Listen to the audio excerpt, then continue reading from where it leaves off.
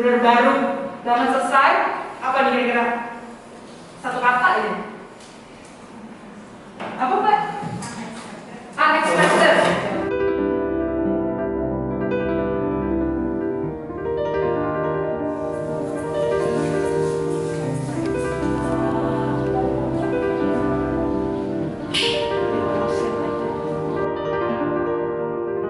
Atraksi sendiri menekankan lebih ke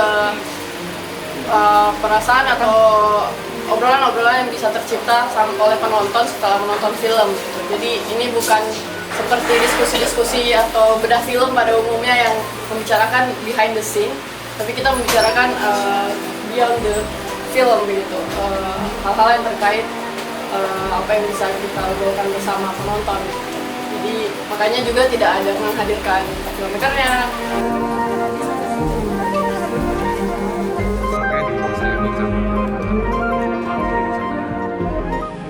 Di Alteraksi itu setidaknya ada dua cara kita untuk berdiskusi.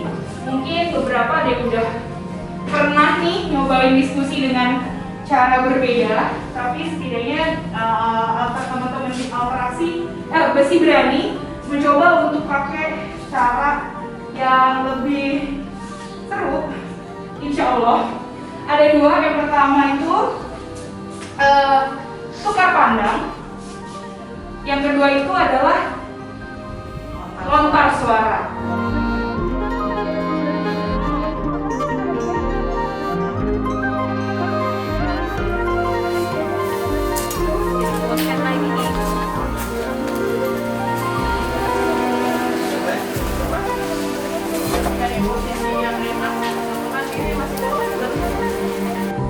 Kadang-kadang kamu itu mendukung satu calon, kemudian kalah. Jangan buat jumatan baru.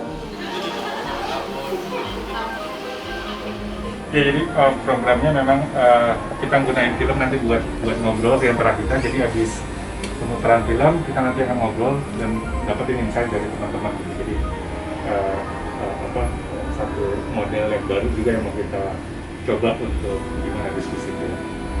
Teman-teman di sini benar-benar bisa mengutarakan pendapatnya teman-teman sesuai dengan pengalaman teman-teman, dan juga bisa lebih nyaman bercerita.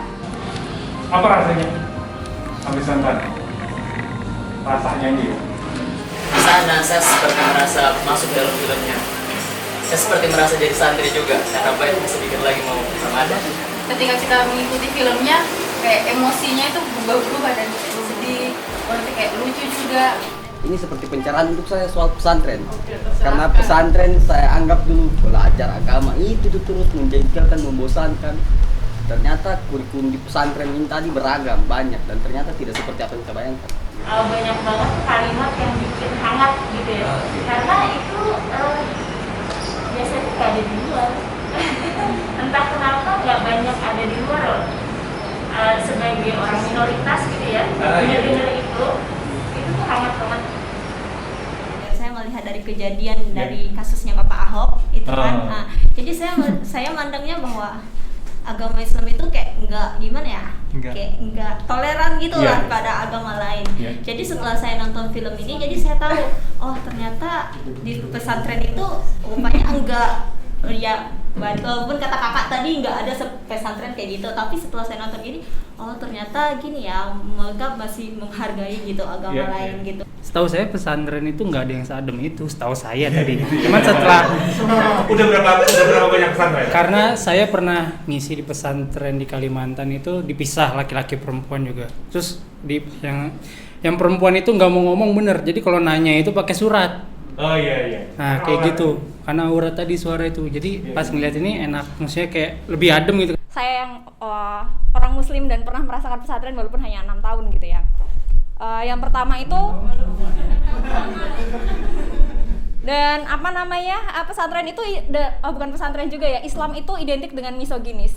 Misoginis itu adalah teks-teks yang kemudian mendiskriminasi perempuan. Seringkali di pesantren itu melahirkan tafsir-tafsir yang tadi kakak bilang yang misoginis dan eksklusif. Nah, tafsir yang misoginis dan eksklusif itu sangat memungkinkan kemudian menjadikan pesantren sebagai ruang untuk melahirkan bibit-bibit yang paham-paham radikal ataupun ekstrim dari keadaan-keadaan seperti itu sebenarnya. Jadi apakah kemudian pesantren itu bisa menjadi tempat untuk lahirnya teroris baru? Ya, aku dulu di pesantren di Pondok Gontor. Apa rasanya ngeliat? Kayak ngeliat masa lalu. Ini trauma banget. Ini saya. Akhirnya, tapi benar sih. Jadi emang karena tahu kehidupannya juga begitu, jadi kayak emang ini bukan di setting, emang begini kehidupannya emang begitu. Karena banyak orang juga nggak tahu akhirnya orang di pesantren tuh ngapain, dan akhirnya sampai menganggap sesuatu itu akhirnya karena nggak ngerti jadi banyak suzon prasangka gitu. Dari film tadi akhirnya membuka perspektif saya bahwa ternyata selain orang-orang tua yang merasa mereka tidak mampu mengendalikan anak mereka di luar, alasan orang tua memasukkan anak-anak ke pesantren itu karena mereka punya kesadaran bahwa mereka tidak memiliki ilmu yang cukup dan merasa bahwa pesantren itu adalah safe place untuk anak mereka belajar tentang akidah agama. Terus maksudnya tadi sering banget ada scene yang menggambarkan tidur di lantai gitu, sampai ada stand up komedi masuk angin, garuk-garuk iya garuk gitu. Tapi maksudnya kita lagi nanya-nanya aja sih, maksudnya itu apakah memang kurang proper di ini realita hidup di pesantren kurang proper seperti ini, atau maksudnya kita lagi bertanya-tanya sih, maksudnya poin-poinnya lebih kayak kok tempatnya kurang proper gitu ya, maksudnya di lantai. Jadi pesantren in a very traditional sense of pesantren gitu ya, bahkan nggak pakai tempat tidur gitu kan, semua sama rasa sama rata. Terus tapi mereka punya pemikiran yang sungguh progresif, mulai dari menarik banget. Jadi pas habis nonton kayak wah, kayaknya jadi punya harapan generasi masa depan kayaknya ada ininya deh.